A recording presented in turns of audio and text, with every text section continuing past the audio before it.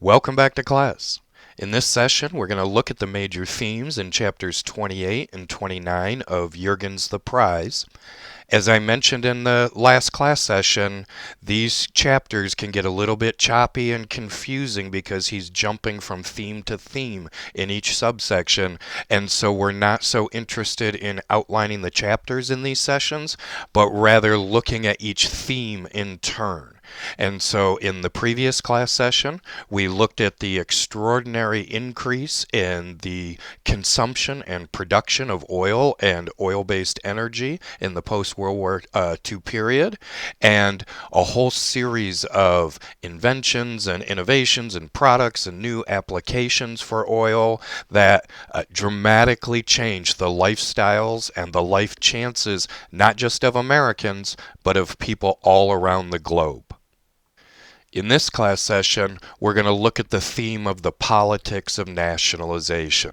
Now, that term nationalization gets applied in a lot of different contexts to mean a whole variety of different things. For our purposes, we're thinking about the development of domestic political cultures in all those places around the world that had been, for the most part, colonies in the 19th century, and then between World War I and up to the end of World War II, had developed into a whole range of kind of political legal statuses. If you think of our discussion of the post-World War I settlement, places like Kuwait and Lebanon had become their own autonomous nation states.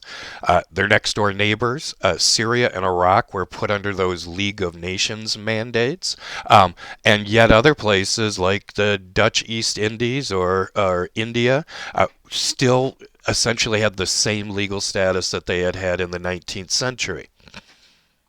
In all of these places around the world, in the decade or two following the end of World War II, they emerged as their own autonomous nation states. And there's an internal cultural process where these peoples have to decide what does it mean to be an Iraqi? What does it mean to be a Syrian, right? What kind of government, what kind of economy are we going to have? What is our cultural identity?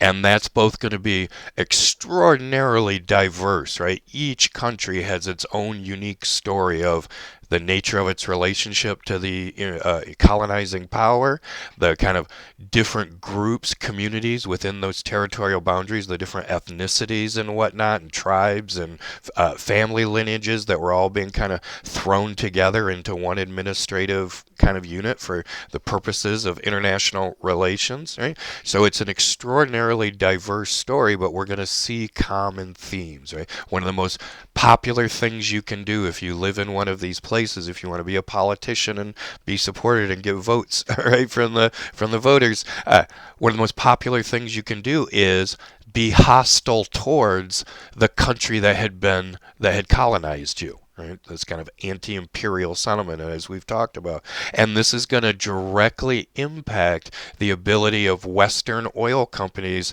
to come in and negotiate and maintain relationships with both the governments and the peoples in these different places. Jürgen's narrative arc over really till the end of this book is to see how this process changed and evolved from kind of the 50s and 60s into the 70s and 80s.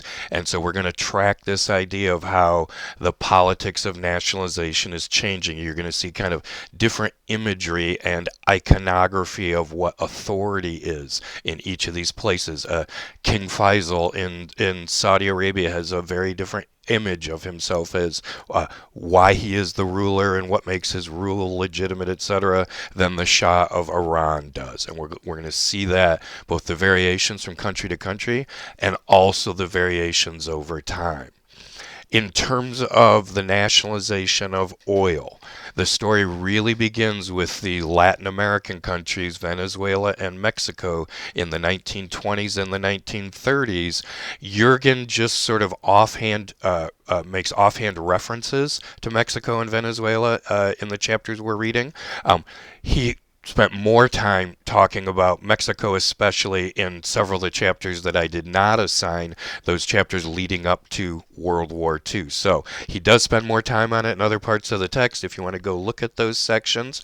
Uh, we're really focused in these chapters in the build up to the OPEC oil embargo of the 1970s. So Jurgen is primarily focused on the countries of the Middle East. But it's worth spending just a moment just to talk about Venezuela and Mexico, both because they're first and because they're going to have a very different relationship to the United States and American oil companies than most of the countries in the Middle East. Now, just as we've tried to see the modern nation states of the Middle East emerging out of the dissolution of the Ottoman Empire after World War I, the nations of Latin and South America have their own kind of story of emerging out of first the remnants of the Spanish and the Portuguese empires, right? And a series of revolutions that start in the 1820s and kind of culminate in the 1840s, out of which the pretty close to the modern nation states that we have today in Latin America and South America emerge out of those revolutions. But then a century of kind of governance. Again, there's a great variety of nations here, so we're overgeneralizing. But a kind of century of rule under a system, what was known as the hacienda system, which is essentially a plantation society ruled by the large landowners in association with a military structure within each of these countries. So kind of formally, constitutionally, a military dictatorships, right? No constitutions or no effective constitutions in the way that we understand a constitutional system, but the real economic power residing in the agricultural productivity of these large plantations. By the end of the 19th century, many of those large plantations owned by American companies. As if you've heard of the United Fruit Company, which is the foundational company for the modern Dole brand, was an enormous landowner, and other European countries as well owned lots of land. And so the last quarter of the 19th century into the kind of first quarter of the 20th century, there were a series of United States military interventions in Latin American countries to kind of prop up this hacienda patron system. Then at the start of the 20th century, really leading with Mexico in the 19 teens, a whole succession of revolutions in these countries to kind of overthrow that hacienda military dictatorship system and put in place the varieties of kind of modern constitutions that we see today.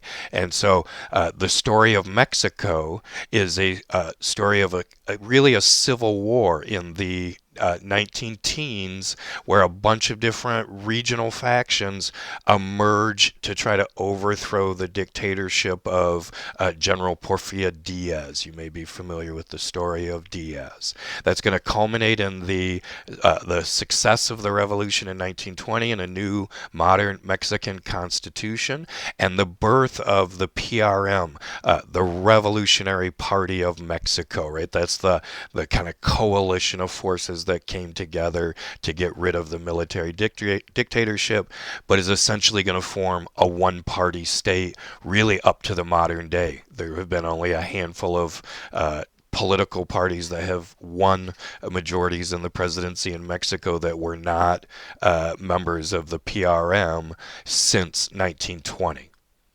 One of the great grievances of the revolution against Diaz was the way in which Diaz had essentially contracted out to mostly American but plenty of other European companies to come in and build the industrial infrastructure that existed in Mexico. So perhaps most famously, all of the different railroad systems, the railroad tracks and the locomotives and the companies were owned by different American and European companies. And so Mexicans, when they paid their fare, that money went to foreign sources, and that was a great complaint of Mexico's.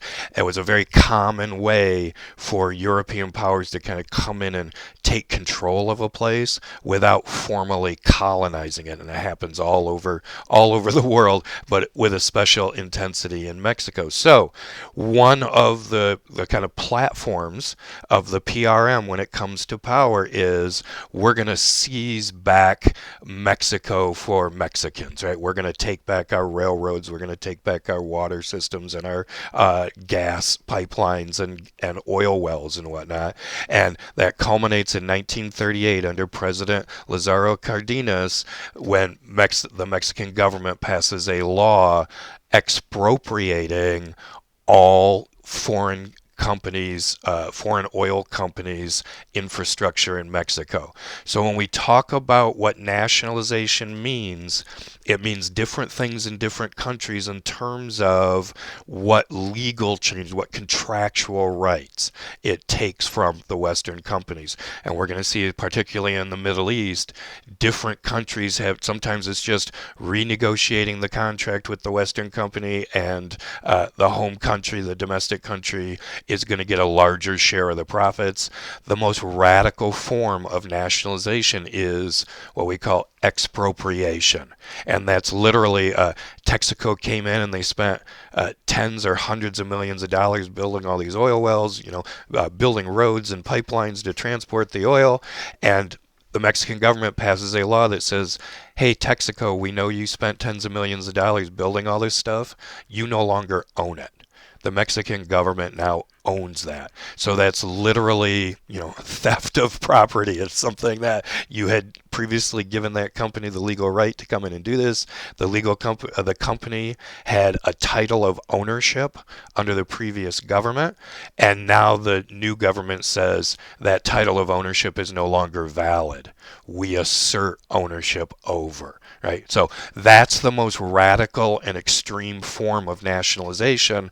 We're going to see other varieties of that. There's a whole lot of kind of intermediate steps you can take to assert greater control over Western oil assets without completely seizing ownership. So Mexico presents a really unique example, it's an idiosyncratic example that illustrates the diversity of approaches, because on the one hand, Mexico takes the most radical legal political step that you could possibly take. You just no longer own this. On the other hand, as we'll see in the coming chapters, Mexico never is one of those radical OPEC countries that's trying to stick it to the Western powers.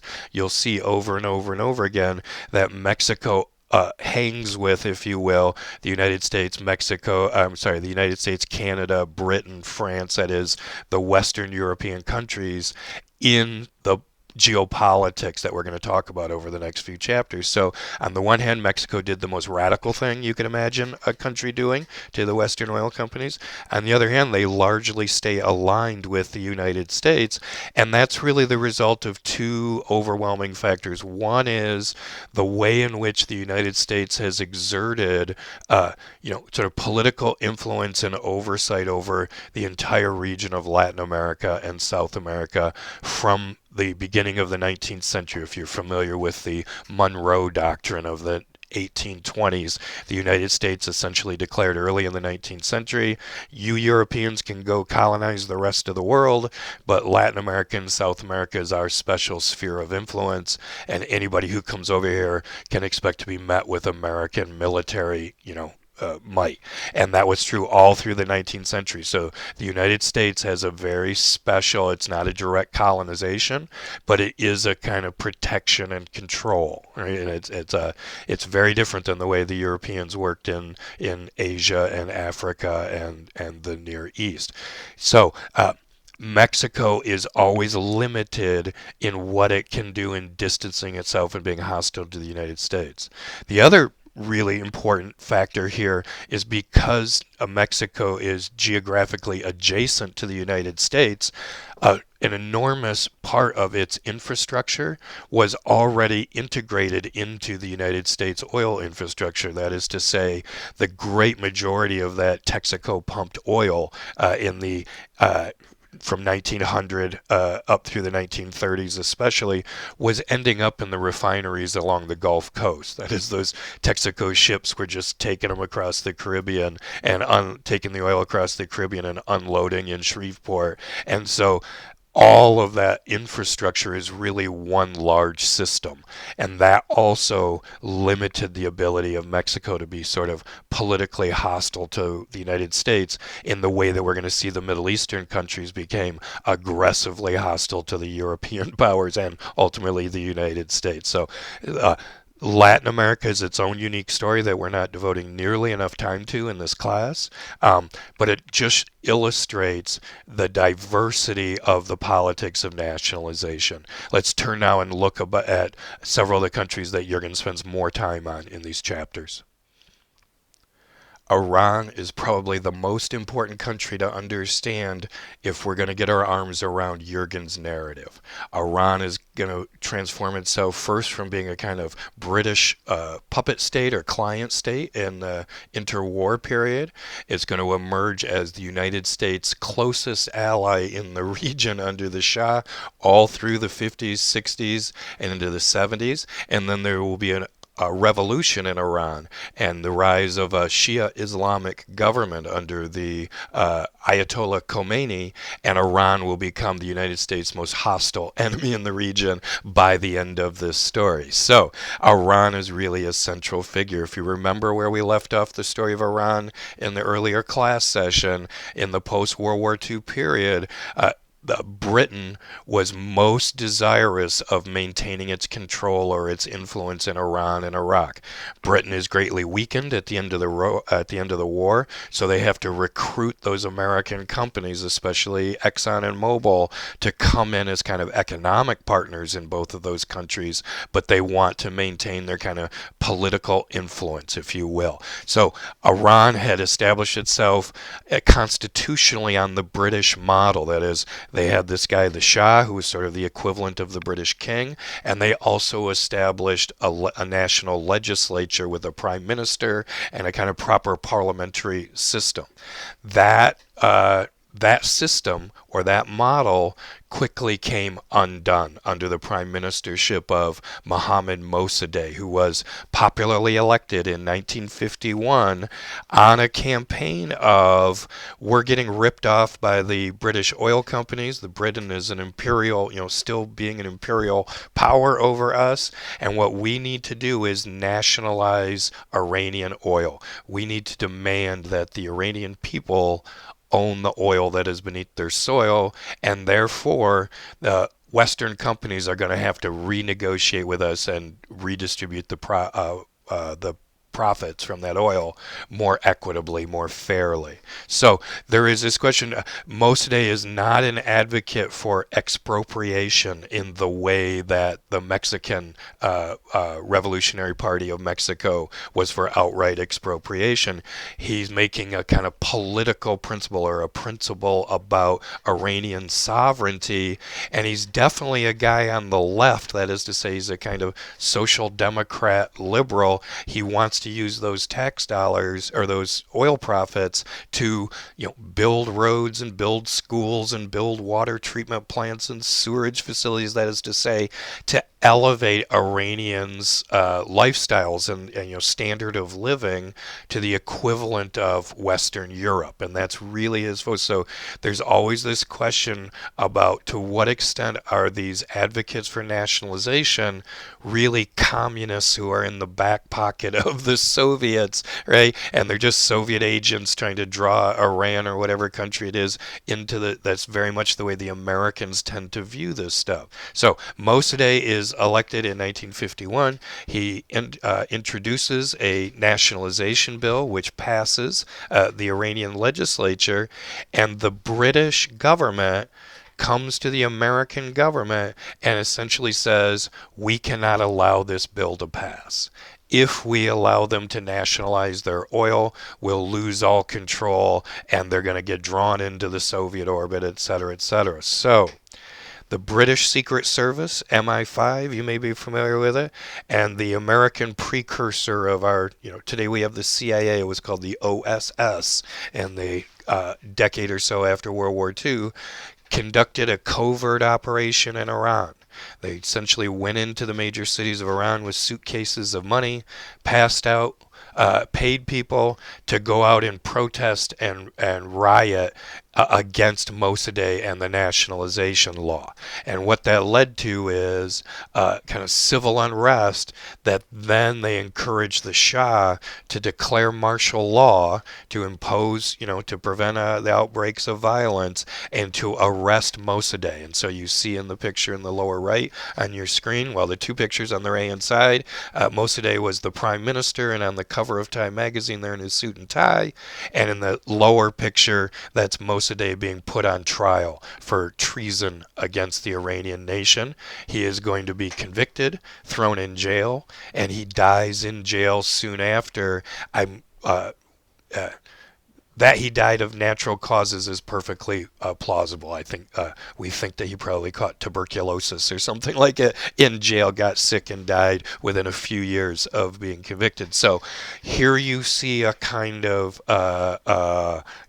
supported revolution. So the Shah now is going to continue to have a national legislature, but the lesson of what happened to Mossadegh is going to kind of persist, and he's going to become essentially a military strongman ruler, in which parliament is just a kind of fig leaf facade of constitutional order, and increasingly the Americans are going to have to supplant the British in propping up his rule. And we're going to watch kind of the deterioration of the Shah's rule as he becomes more of a dictator, more of a police state, until ultimately it culminates in the 1979 revolution. But that's a couple of decades away, and there's a kind of high water period of Iranian alliance with the Americans and the British. Now, the thing about Mossadegh is, of all these radicals that we're going to look at, from Cardenas we just saw before, the leader of the PRM, Mossadegh really is the most kind of European liberal, right? He believes in a constitutional order. He believes in property and contract and free markets and all the rest. He just thinks that the people of Iran ought to benefit more from the extraction of their own resource. That is to say, this is one of the safest guys of all the leaders of these nationalization movements. He is the one that is sort of culturally most in sync with the at least political constitutional expectations of Americans and Western Europeans. But because the Americans are so focused on the Cold War and the rivalry with the Soviet Union, any movement within any of these countries that seems to be going against American interests can be interpreted as sympathetic to the Soviets, rival to our own interest, etc. And that really is kind of the overtones of the story of Mohammad Mossadegh. This is really the defeat by the Western powers of the chosen elected representatives of the people of Iran. Now, how fair voting rights are in Iran, etc., is a different question, but symbolically, that's what the story of Mossadegh represents. So, the first movement, now ultimately the Shah is going to nationalize the oil. He's going to create a thing called the National Iranian Oil Company. So Iran will officially own the oil, but in substance, all it means is a very mild renegotiation of the contracts and the Iranian government receiving a very modestly larger share of the profits than they had done before. That's going to change again in the early 70s when we get to the OPEC negotiations, but the Shah never imposes anything close to expropriation. So British Petroleum and Amoco and Exxon still own those refineries, still own the pipelines. They just renegotiate the split essentially on the sale of the oil. Now, Iraq was, if you recall, the central object of the British ambitions in the post-World War I period. The whole point of the Mesopotamian campaign and then the Sykes-Picot Agreement and the San Remo Agreement was to create this League of Nations mandate for this thing called Iraq, which was really artificially constructed from three very distinct provinces under the Ottoman Empire.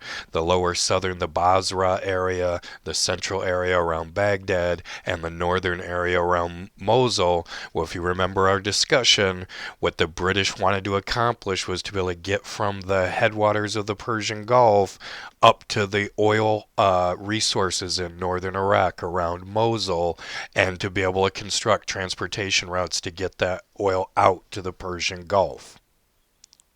And no country in the post-World War II period more vividly illustrates the implosion of British imperial power. Right? In the aftermath of World War II, Britain is a greatly weakened economically, and all around the world its empire is imploding on it.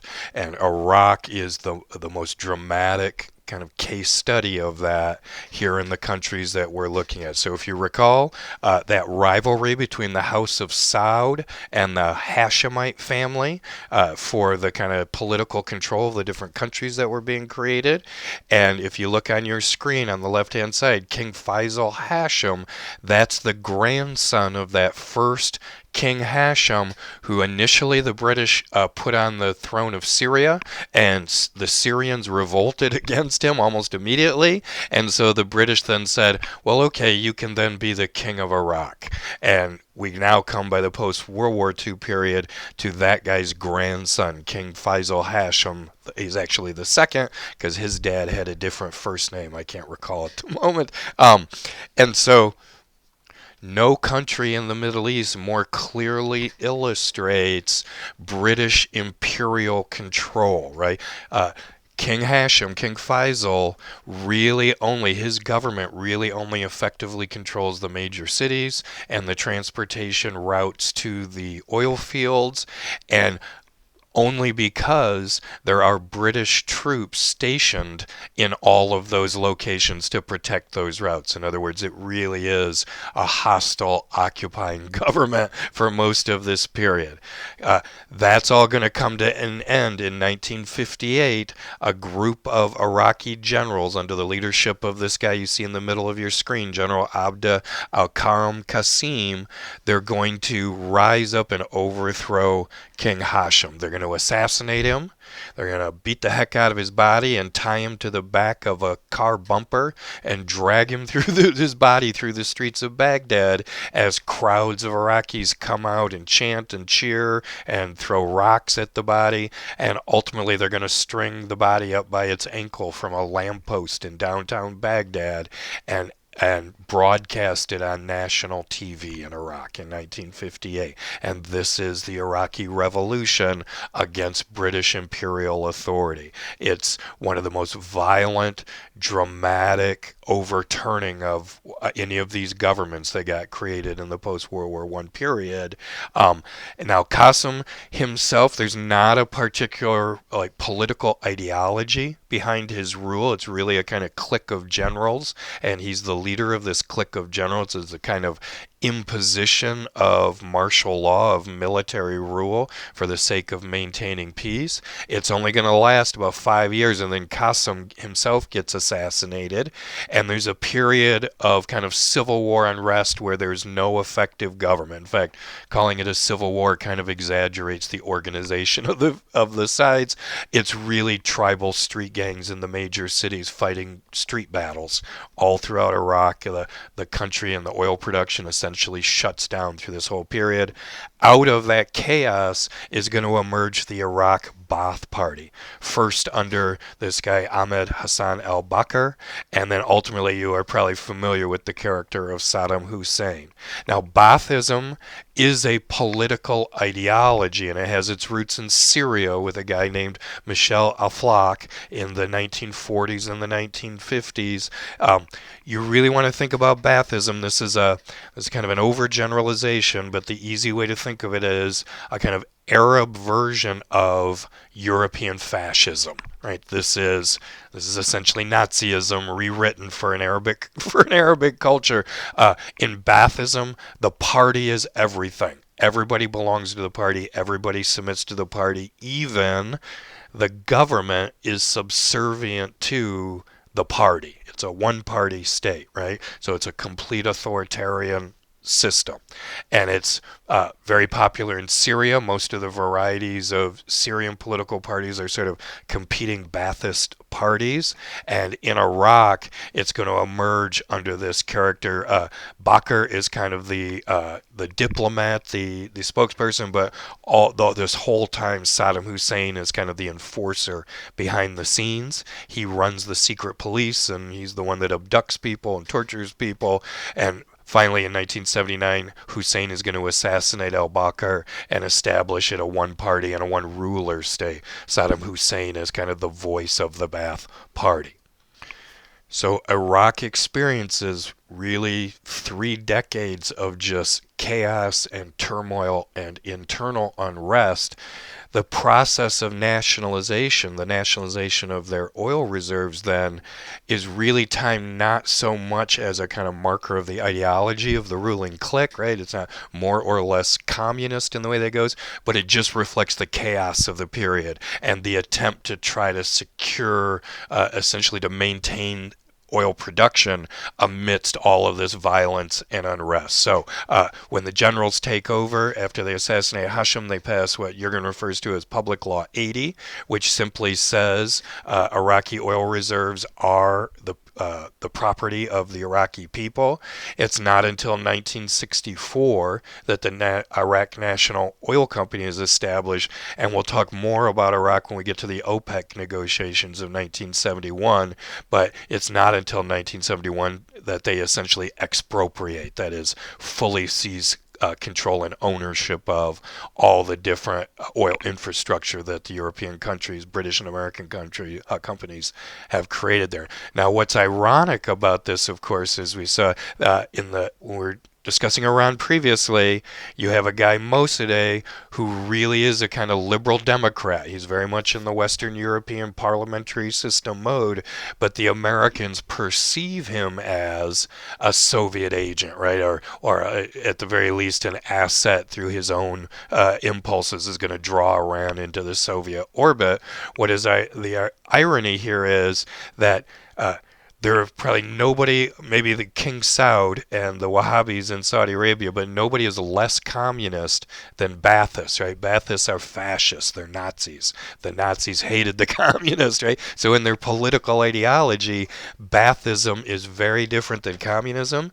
But it was Iraq, and as we'll see in just a second, Egypt, were the two countries that became most explicitly allies of the Soviet Union, that allowed themselves to take, Soviet weapons shipments and whatnot, and to represent sort of Soviet interests in this region. So you have this irony of someone who is not particularly communistic and really pretty hostile to communism as a philosophy, as a structure of government, nevertheless creating explicit alliances with the Soviet Union because it was they perceived in Iraq's sort of strategic interest to have Soviet weapons to oppose the British and the Americans with. So you see how the domestic political philosophy or ideology is not like a one-to-one clue to how countries are going to align in terms of their geopolitics, and Iraq is really a perfect example of that. More than anything else, what Iraq shows is just chaos and disorder and tumult, right? This really shows there's no country that's more artificial in its original creation, that is, 3 groups of people who were very distinct culturally, politically, everything under the Ottomans, all kind of stitched together into this Frankenstein country, right? It made the political boundaries of Iraq make no sense in terms of the ethnic communities that live there. And so you see the most kind of dramatic imposing of Western imperial rules upon a native peoples. And here you see the consequence, which is really 3 or 4 decades of just chaos and violence and bloodshed and just horrible consequences for the people that live there. So nationalization in this context represents this kind of implosion of the old imperial order. Now, a country that we have not talked about yet is Libya, and this is a good example of the kind of chopped up storytelling of Jurgen in these chapters. He really refers to the development of Libya as a nation and its oil resources in little subsections that are spread throughout 27, 28, and 29, and it can become a kind of convoluted story for that reason. Now, for if you look at the map on the upper right-hand side of your screen, you see that map of the old Ottoman Empire. Libya is going to be created in that kind of beige no man's land that's labeled Senussi there. Now, going all the way back to the kind of pre-modern times, in this this coast of North Africa, there have always been kind of two great areas of civilization. Egypt on the east side, you're very familiar with, the Nile River Valley and all of that. The cities of Cairo and Alexandria go all the way back to the Roman and the pre-Roman period, of course. You may be less familiar with the kind of civilization and settlement on the western side of the north coast of Africa, the area around Tunisia and Algiers. If you're familiar with Roman history, this was the site of the great Carthaginian Empire, and the Carthaginians and the Romans fought for centuries for dominance of the Mediterranean. Essentially, there's this Atlas mountain range that's just in from that coast, that kind of northern outcropping there, and on the plains of the Atlas Mountains, there are opportunities for agriculture and livestock herding and whatnot. So that little area across from Spain has always supported human civilization going back to the ancient period. Then there is this vast desert that separates these two ancient civilized areas, right? This sort of essentially no man's land with nomadic tribes and whatnot, and really no effective government. You can see there on the map that green area. The Italians, of course, in the 20s and 30s, and their rising fascist power are trying to create a colony. And so where do they go? They go to the coast of North Africa, where neither the French or the British have made any serious developments or are making any serious efforts to defend that territory. So the area of North Africa that's going to become Libya has been since ancient times a kind of no man's land between two great areas of civilization on each side of it. That label Senussi there that you see on that map really refers to one of the great tribal families. And then if you look on the left-hand side of your screen, this guy, King Idris el-Senussi, was the first monarch of the modern state of Libya. So in the aftermath of World War II, with the Italians being defeated, their claims on this section of North Africa are taken away from them, and there's really nothing of value. Jürgen tells you that the biggest economic activity in this area in the early 1950s was scrap meddling. That is, local tribesmen going around and collecting up the blown up tanks and aircraft and whatnot from World War II and scrapping the metal. That was the biggest industry in this area. But the Americans are very, very interested in this patch of desert because they're trying to project a defense of Europe, right? The nuclear arsenal that's going to defend Western Europe against the Soviet Union. We haven't developed really effective ballistic missiles, that is, intercontinental ballistic missiles. So the delivery of atomic weapons has to be by airplane in the immediate post-World War II period. So the Americans want to establish an air base out here in the deserts of North Africa, because that air base will put them within range of Europe to project their nuclear shield to protect Western Europe against the Soviets. So long before, not long before, but years before any oil is discovered in these deserts, the Americans are interested in building an airbase, so they bring to the United Nations the proposal to create a nation of Libya. And they essentially grab this guy, King Idris, who you can see his picture there. He's essentially an old tribal sheik, really had no political role leading up to World War II, and they simply select him to be the monarch of this region, and the United Nations votes to create the modern nation state of Libya, and they essentially appoint King Idris el-Senussi to be the king of this new nation. Very soon thereafter, though, by the late 50s, there are American oil companies exploring around on kind of the eastern edge of the modern nation state of Libya, and eventually they're going to discover the first oil deposits and get the first oil gushers. I think Jurgen tells you in 56 and 57, but that the major production will really start up in the mid 1960s, and it'll be a variety of two different groups, the Amarada group and Marathon, under this label, the Oasis group. And virtually as soon as the oil revenues start pouring into this totally artificial creation, this thing called the government of Libya, competition among the different tribes for kind of revenue sharing, right, of the oil profits emerges, and you get a period of kind of low-level civil war, but ultimately leads to another coup by a group of military generals led by this guy, Colonel Muammar Gaddafi. And Gaddafi is going to make himself kind of dictator of Libya up until the turn of the 21st century. He will be a kind of strongman ruler, and Gaddafi's political ideology is really fascinating. It's sort of half communistic, right, and sort of pays homage to Marx and Lenin, but it mixes in an emphasis on his Islamicism. That is to say, there's a particular religious interpretation of Islam that really celebrates Gaddafi as kind of the second coming, right, the new Muhammad who's here to lead us. And so it's this combination of Islamicism. He writes this book called The Little Green Book as a kind of homage, if you know anything about China and Mao Zedong. And Mao Zedong, the Chinese had this thing called the Little Red Book, and every Chinese citizen was required to carry the Little Red Book on them at all time. And it was essentially a bunch of Mao's sayings, right? It was just sort of indoctrination into the communist philosophy of the Chinese Communist Party. So as a kind of homage to Mao's Little Red Book, Gaddafi writes this thing called the Little Green Book, and it's not pure Marx and Lenin. It's sort of the principles of Marx and Lenin folded into sayings from the Quran, sayings from Muhammad, right? You know, the religious tradition of Islam.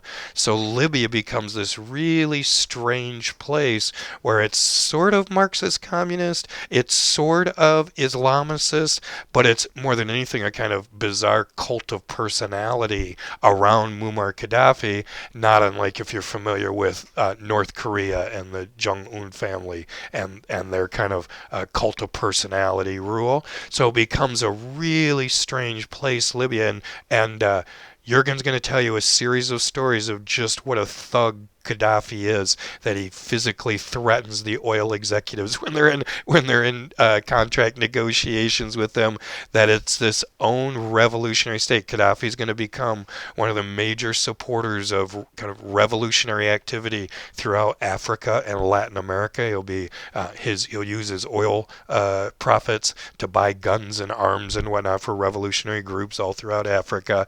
And so he's not really like any of the other examples. Again, here's another unique example that is the product of the particular colonial story, or the story of the transition from colonial status to nationhood, that's very unique to Libya. Egypt presents yet another example, another variant on the rise of Arab nationalism, and it's with events in Egypt that we can start to lock into a timeline that takes us directly to the OPEC oil embargoes and the oil crises of the 1970s. Now, Egypt is very different than the other states that we've talked about. It, of course, is not a significant oil producer, but it does occupy a critical geostrategic location in that the Suez Canal cuts right through Egypt, and the Suez Canal is the primary shipping route between the Middle East and the Near East and markets in Europe.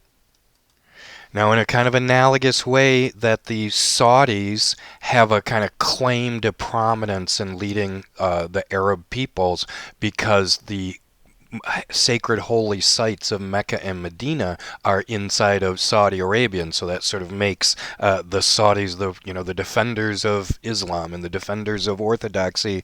Well, in a kind of analogous way, the Egyptians also have a claim to a pride of place among the Arab peoples because, of course, Egypt is the place of the most ancient civilizations in the world, right? The ancient Egyptian pharaohs and the ancient Egyptian pyramids and whatnot are evidence, they are a testament to the pride of Arab civilization. It's not so uniquely connected to Islam in the way that Saudi Arabian culture is, but it has its own kind of prominence, its way of demonstrating to the rest of the world that the Arabs are an advanced, civilized people. And in fact, we taught the rest of the world about civilization from our ancient pharaohs, etc. So Egypt has a kind of unique role as a kind of face of Arab nationalism.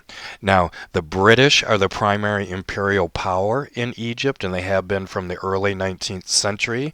During the Napoleonic Wars, Napoleon made a kind of fiasco military adventure into Egypt. He decided he wanted to capture the pyramids. It kind of blew up in his face. And when the French power withdrew, when Napoleon was defeated in the 18 teens in Europe, the British kind of came in to fill in the vacuum. But the British never chose to formally colonize, or that is to subject Egypt to direct British laws in the way that the British did, say, well, in North America with the colonies that became the United States, or in Canada, or especially in India, or in Australia, or in New Zealand, the other places that sort of the Brits made these territories a formal part of Britain and British law. The Brits never did that in Egypt, maybe because there aren't any great natural resources to take from Egypt, but nevertheless they had exercised a kind of soft colonial power, that is, by cultivating a relationship with the ruling monarchs of Egypt, and especially by lending them generous loans, getting them in hopelessly in debt over their head that these monarchs could never hope to pay back these loans to British banks, and then the British government could call on those monarchs to exercise policies and whatnot that were favorable to Britain, and to exclude the other European powers from trading in Egypt and whatnot. So Britain never formally colonized Egypt in the way it did other places around the world, but it always had this kind of supple exploitative relationship with the ruling monarchs. In the 1880s, the Brits decide that they want to dig the Suez Canal because they're taking all their goods from India, especially that cotton and tea from India, and they have to go all the way around with their boats around the southern tip of Africa, right? So it's thousands of miles out of their way to circumvent the entire continent of Africa, and people have known for millennia, right, that there is this short patch of desert that connects the Gulf of Suez to the Mediterranean Sea. And so in the 1880s, British engineers and British construction companies go into Egypt and they build the Suez Canal. Ever after, the canal itself is owned by British companies. That is to say, all the infrastructure, all of the little port facilities along the canal, that those sites are owned by British companies. So the British bring in troops to protect their British property. So you have this very strange situation where you have an ostensibly autonomous sovereign country, the country of Egypt, that nevertheless has this strip running through it that, even though that's Egyptian land, it's actually owned by British companies and occupied by British troops. And that is the kind of symbol of Arab subjection to European imperial power when we come to the period of the World Wars. Now we have this, if you see the image in the upper right hand corner of your screen, this guy King Farouk bin Fahd was sort of the last monarch that the British had propped up in the interwar period. He's a little bit like old Idris Senussi. He's really not that interested in ruling. He knows he doesn't have a very important role to play. The British make all the important decisions. So old King Farouk really just likes his partying and sports cars and beautiful women around him all the time. And so he's a kind of debauched example, right?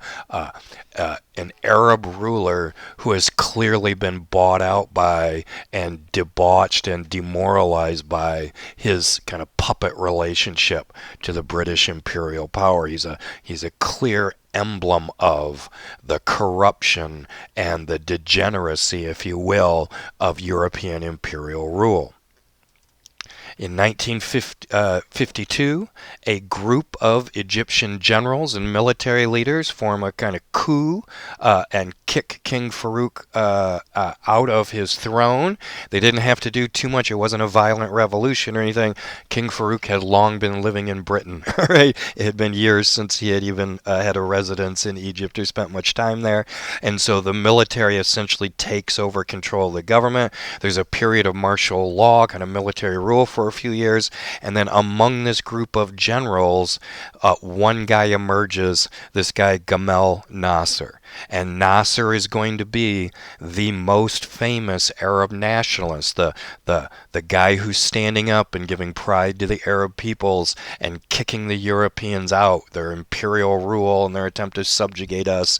That Gamal Nasser is by far the most famous person through the 50s and the 60s that represents that movement. And of course, his primary object is we got to get the Brits out of the Suez Canal. The British troops stationed within the nation of Egypt is the most shining example of our subjection and exploitation, right? The degradation of Arabs as a people is represented by this strange situation that the British own this thing called the Suez Canal, even though it's within our own country.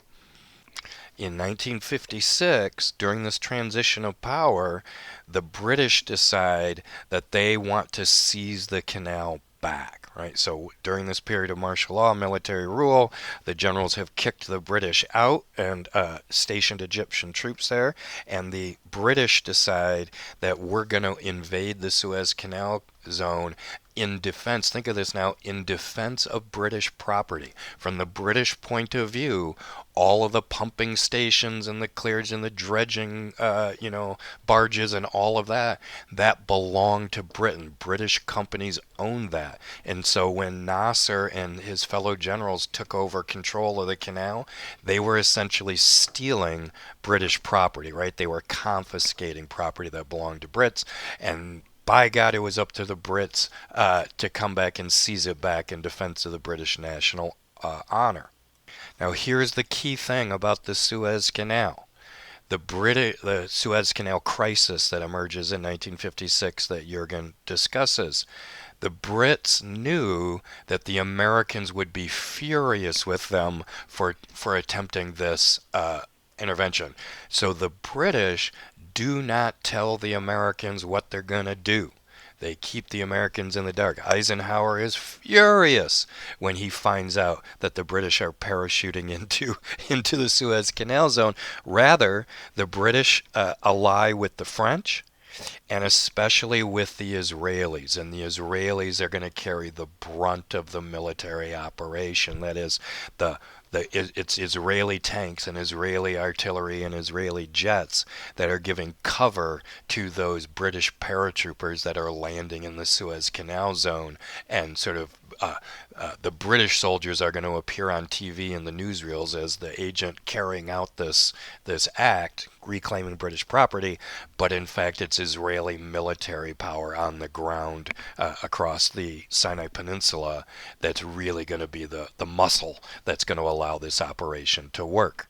So in October of 56, the Brits parachute in, and the French, they occupy the canal zone. They force the Egyptian troops out of where they are stationed, and the Israelis invade across the Sinai Peninsula that belongs to Egypt, and they station their troops just on the eastern edge of the canal zone. Now, as I mentioned, the Americans go absolutely ballistic, furious. Eisenhower is absolutely furious with the British for carrying this out behind his back. And here's the key thing: you were not going to have any more examples of this after 1956. But in 1956, the Americans forced the British to withdraw. The Americans sided with the Egyptians, right? And they went to the United Nations. They demanded that the Brits and the French and the Israelis withdraw their troops. And of course, the key hammer that the Americans have over the Brits' head is, we are spending billions to help rebuild Britain through the Marshall Plan. If you don't comply with this demand of ours that you withdraw your troops, we're going to cut off that funding that we've been providing through the Marshall Plan.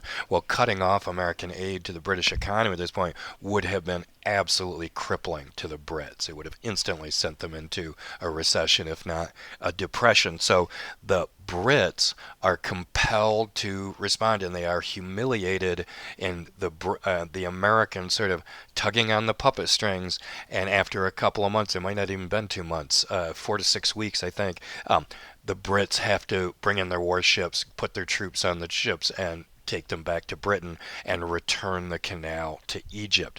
So again, as we talk about the transition in Arabs' views, if you remember back to our discussion of the U.S.-Saudi relationship and how differently King Faisal saw the Americans as very, very different than those dirty European imperialists like the British and the French.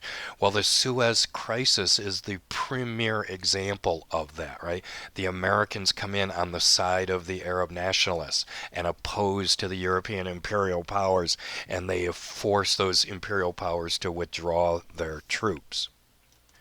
At the same time, this was the first evidence to the Arabs of the Israelis' sort of expansionist impulse. The first Arab-Israeli war, when Israel's first created as a nation in 1948, if you will, on the part of the Israelis, it was a defensive war. The UN declared that Israel exists. 5 Arab armies invaded Israel, and the Israelis defended themselves. What we see here in Suez is very, very different, right? We see the Israelis willing to be an ally and actually provide the majority of the military force and actually invade another country on behalf of the Brits. So as we turn now and increasingly track the conflict that focuses on Israel, Palestine, and the surrounding neighbors, you have to remember this initiating moment in 1956 where both the Americans really look like heroes to the Arab peoples and the Israelis first emerge as a really sinister force. So let's turn now to the next big event in this timeline, the Six-Day War. Now, the 1967 war, or the Six-Day War, as it's commonly called, that Jürgen spends quite a bit of time discussing here in Chapter 29, is in many ways, it's the easiest way to think of it is the culmination of Gamal Nasser's particular version of Arab nationalism. Of course, Nasser's prominence only rises after the Suez Crisis. Right? He is the Arab leader who stood up to those damn British and French and made them back down. Right? So he is a strong leader. And his particular ideology or political platform focuses on what we call pan-Arabism. That is to say, what Nasser wanted is for all the different Arab peoples, the Iraqis and the Saudis and the Kuwaitis and the Jordanians and the Syrians and everybody, to recognize their common Arab foundation or their common Arab identity and to work towards coalescing those countries together into one great country, what Nasser called the United Arab Republic, the UAR. And so Nasser, in his mind, it's a little bit like the states of the United States. We were independent colonies. For a brief period, we were independent states. And then the independent states formed themselves together into this greater entity called the United States of America. And ultimately, that national government, that United United States government developed the power to enforce its policies on each of the autonomous states in the Union, right? And so that should be a familiar analogy to you or metaphor. Nasser had very much the same kind of idea in mind for, Syria, Lebanon, Jordan, Saudi Arabia, Kuwait, etc., that they should form themselves together into this thing called the United Arab Republic. And indeed, for a short time, for just a couple of years, Egypt and its main partner in this, Nasser's main partner, was the Syrian government, which goes through a succession of rulers. The Syrians are being ruled under the Ba'ath Party at this time, like we discussed in relation to Iraq. There's no one single ruler in Syria. It's a succession of these kind of party leaders who have effective control. But the Egyptians and the Syrians become the closest partners in this project of creating a united Arab Republic. And for a short time in the early 1960s, they actually claimed to be governed, that is, Egypt and Syria, by a single constitution, the Constitution of the United Arab Republic. Now that breaks down pretty quickly as their divergent interests and conflict emerges between these groups, and they never get any of the other Arab countries to actually formally join the United Arab Republic.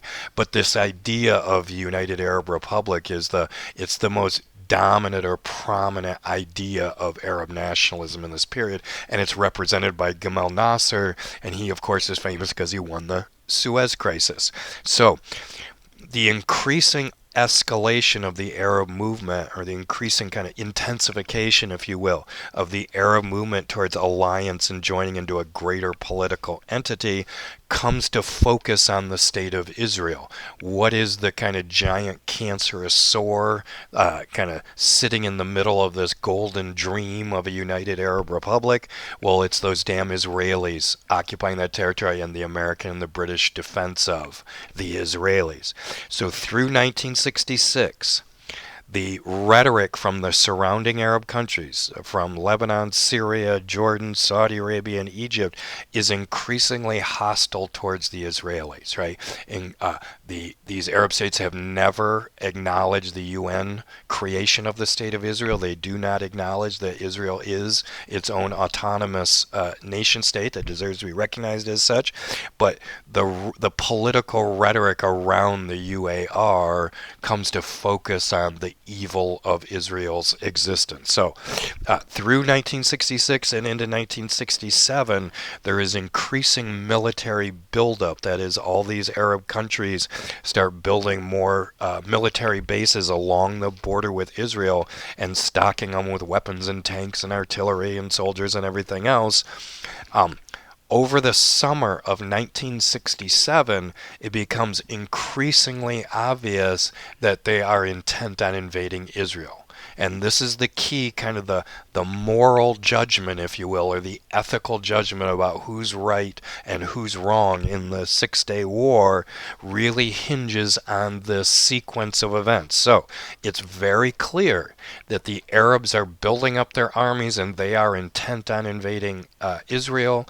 They are giving radical speeches about the need to destroy Israel, to drive the Jews into the sea and kill all the Jews, etc. There's an intensification of this rhetoric through 66 and especially over the summer of 67. But here's the key thing: they never actually invade. They build up their forces, they talk like they're going to invade, but they never actually send their troops across the border. Instead, in October, that is the fall of that year of heightening conflict, the Israelis decide to preemptively attack the Arab armies. So, clearly, it seems like it was in self-defense. The Israelis had every good reason to believe that they were going to be attacked at any moment, but the Israelis struck first, and this kind of builds the legend of Israel's military prowess. In 6 days, they wiped out 5 Arab armies. It was one of the most extraordinary military, successes of the 20th century. Israel was vastly outgunned, vastly outmanned. They do have the latest technology from the Americans and the Brits among their work, but they weren't anything like the way the Israeli army is today. They were certainly outmatched, outgunned, and outmanned, and in the space of 6 days, they wiped out all 5 armies. Now, if you look at the map at the bottom of your screen, Israel did not cross its own border, blow up the Egyptian army, and then retreat back within its own border, nor did it do it with Syria or with Jordan.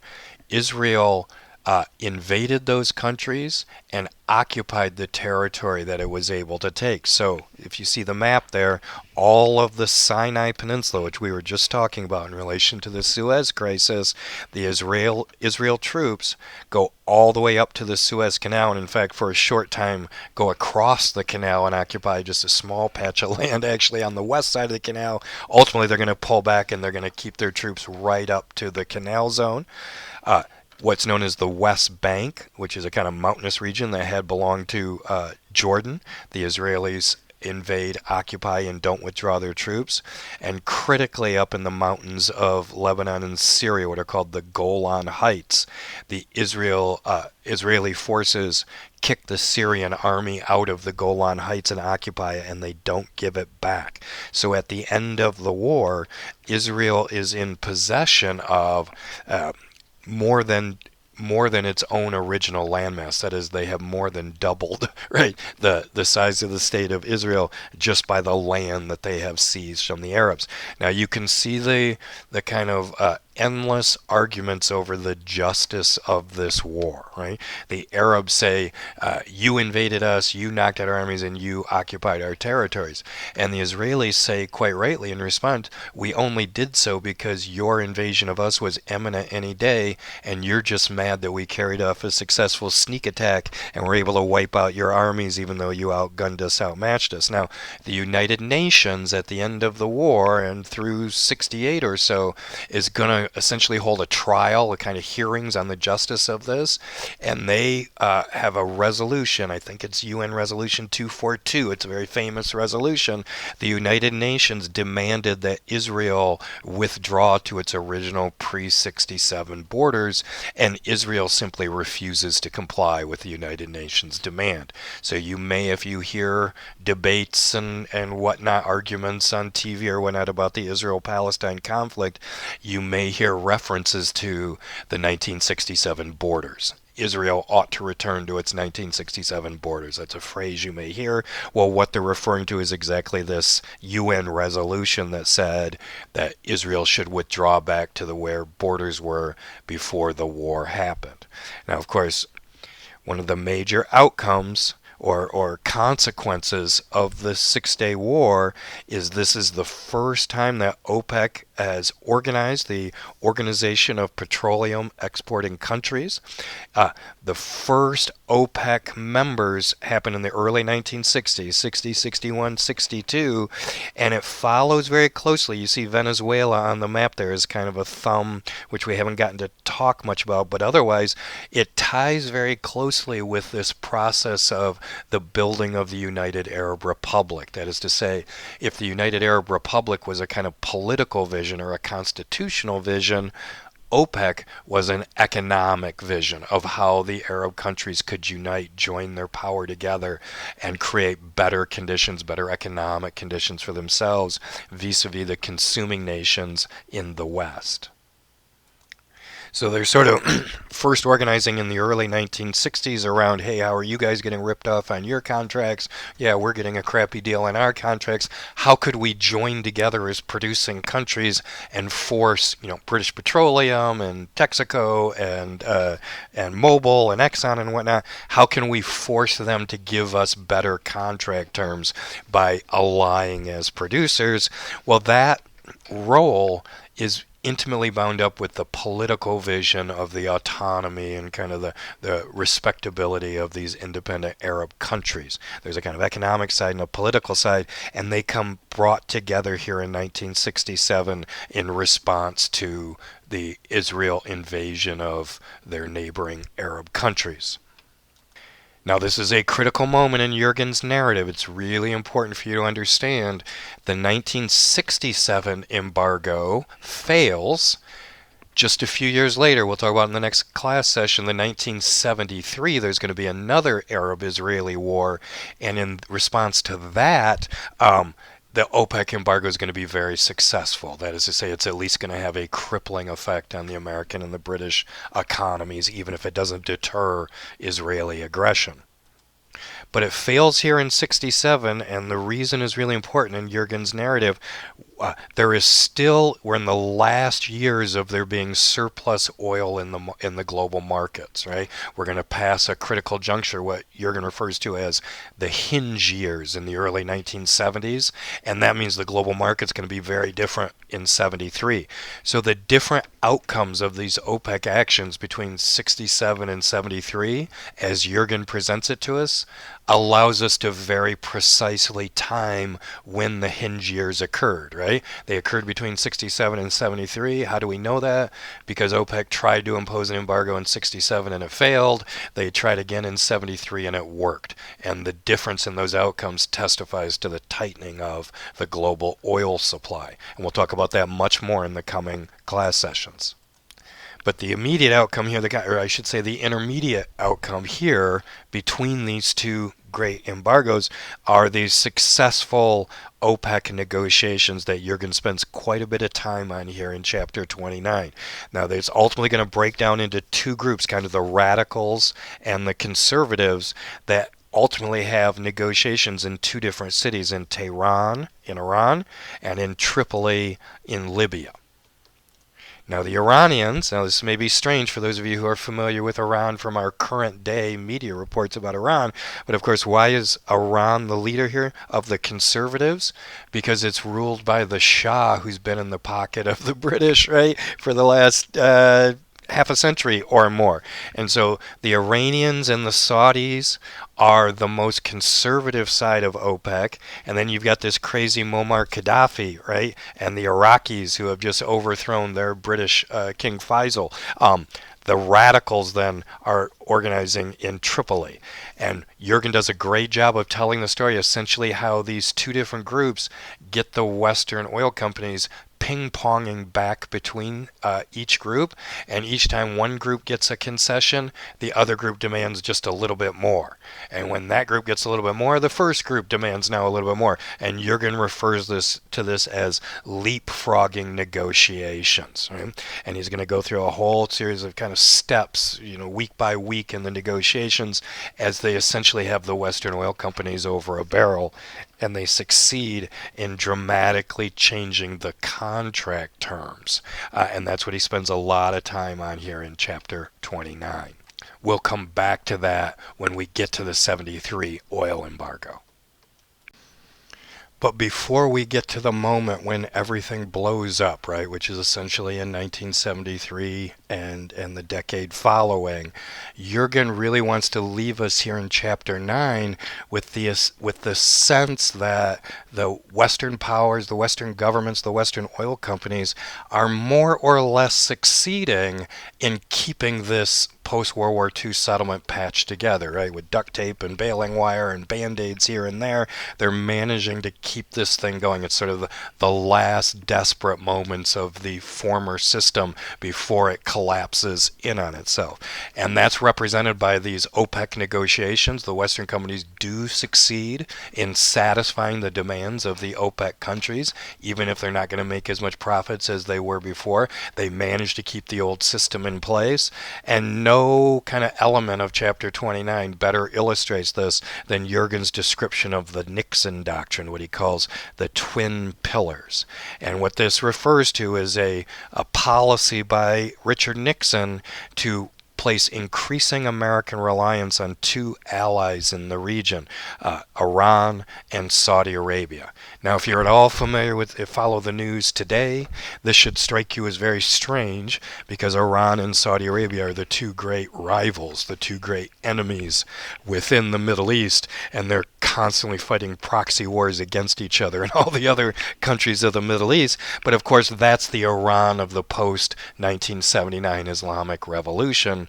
What we're talking about in the Nixon era is a pre-Islamic Revolution Iran that's being ruled by the Shah and his royal family. And you want to have this, so the Nixon doctrine marks the transition from British predominance in this region to American hegemony in this region, right? The Suez Crisis, between the Suez Crisis and the 67 War and the development of the Nixon Doctrine, is the passing of the torch, if you will. The British are ever after Suez going to be minor players in the region and always subordinate to the Americans and sort of helping the Americans organize their policy. But for the American part, they don't want to be the new British Empire in the Middle East, right? For one thing, we are bogged down in Vietnam and we have an enormous military commitment to Southeast Asia. We don't have the troops and the ships to be able to have a similar kind of occupation of the Middle East. But even more than that, the Americans are really interested in playing off this image. We're not like those dirty British and French, right? Those dirty old European imperialists that have been screwing you guys over for 200 years. We're not like that. We're a different kind of country. We are in favor of colonial peoples getting to have their own national autonomy, right? That's our own story as Americans. We fought a revolution against those dirty British so that we could have our own autonomy. Well, we respect the same desire in other peoples around the world, right?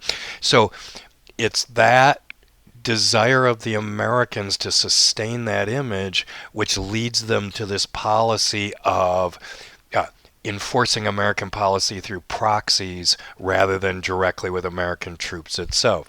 And the two great powers in the region are Iran and Saudi Arabia, and yet they're very different. The Shah is very eager to be an ally of the West. The Shah is very eager to have the latest military technology from America and Britain and to use those weapons to help the Americans enforce discipline in the region. Of course, the Saudis are very different. King Faisal has presented himself, kind of the rationale justifying his rule is that the Sauds are the holiest of the holy, right? They're the defenders of Mecca and Medina. They are too religiously pure to build up a massive army with the latest European technology and go crush the Yemenis or the Kuwaitis or something on behalf of the Brits or the Americans, right? So the Saudis, you have these two sides, these two different faces of Arab nationalism encapsulated in this idea that the Americans depend on the twin pillars in the region.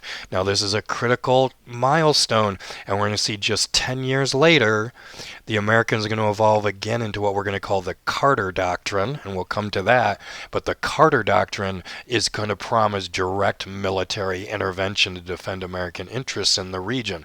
So you want to think of the Nixon Doctrine as this intermediary phase, right? We're no longer recognizing that the Brits are the dominant power and we're just there to help the Brits maintain their empire. We're past that, but we are not yet to, well, then the Americans are going to put their navy in the Persian Gulf and promise protection to all the governments in the region, etc. We're in this intervening period where the Americans are relying on these proxies, but we'll see in the coming class sessions both of these relationships are going to blow up in the Americans' faces over the course of the 1970s. And it's the collapse of the Nixon Doctrine that's going to lead to the rationale for the Carter Doctrine, and we'll see that coming ahead.